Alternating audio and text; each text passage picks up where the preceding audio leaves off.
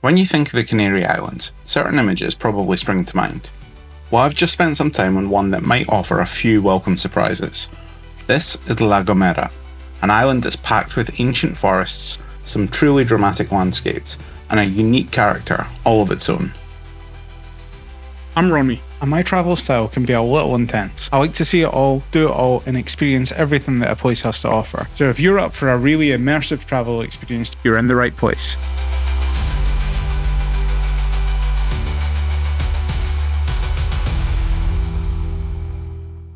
I recently spent a good week exploring La Gomera. It's one of the smaller Canary Islands, and definitely not as well known as some of the others. Honestly, it made a real impression on me. In this video, I want to give you a good first look, show you where it is, how to get there, and what gives it its distinct personality. Hopefully I can show you why it's an island worth your attention. So where actually is La Gomera? Well, it's one of the western Canary Islands, just a short hop from Tenerife. I flew in from Tenerife North airport, which was quite an experience with some great views. But the other option is to take a ferry from Los Cristianos in the south of Tenerife. That takes about an hour, and the flight itself is about 20 minutes. You can also catch a flight directly to La Gomera from Gran Canaria. La Gomera isn't what you might first expect from a volcanic island. Yes, it was formed by volcanoes millions of years ago, but there's been no recent volcanic activity there.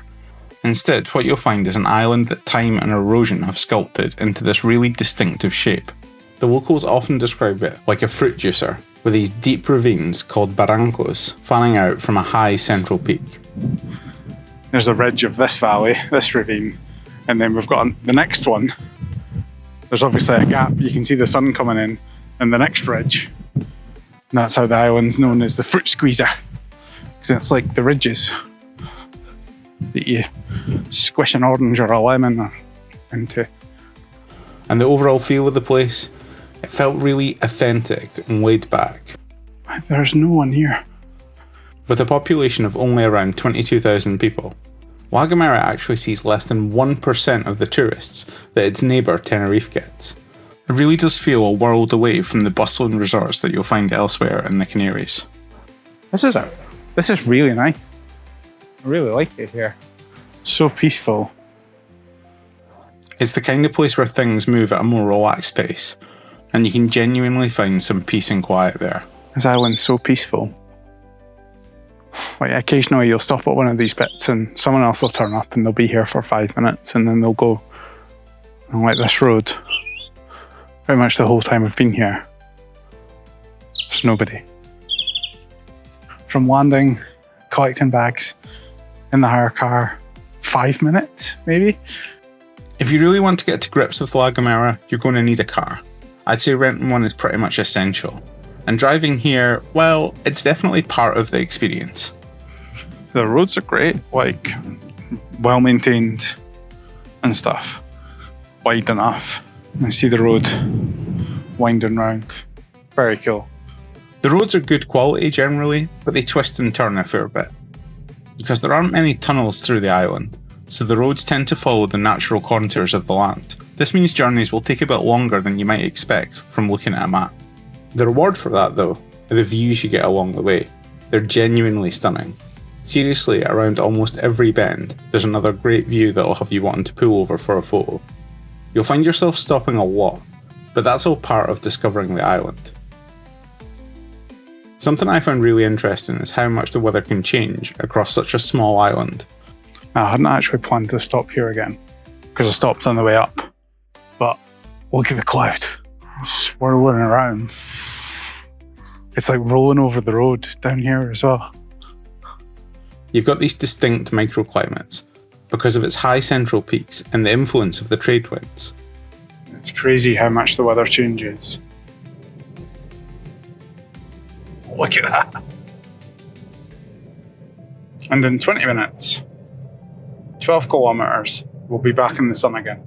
It's all down to the trade winds hitting the north and east, creating cloud and moisture, while the south and west are more sheltered. You'll definitely want to pack a couple of layers.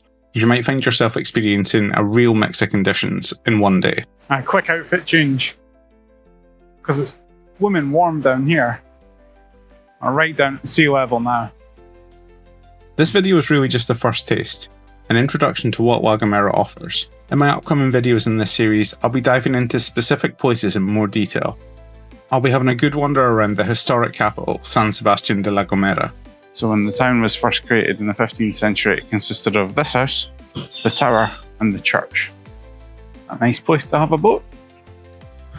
I can't see this little stubby lighthouse. Yeah, obviously their link to Columbus is pretty important here. The main plaza is called Plaza de las Americas. The island's actually nicknamed as Columbus Island.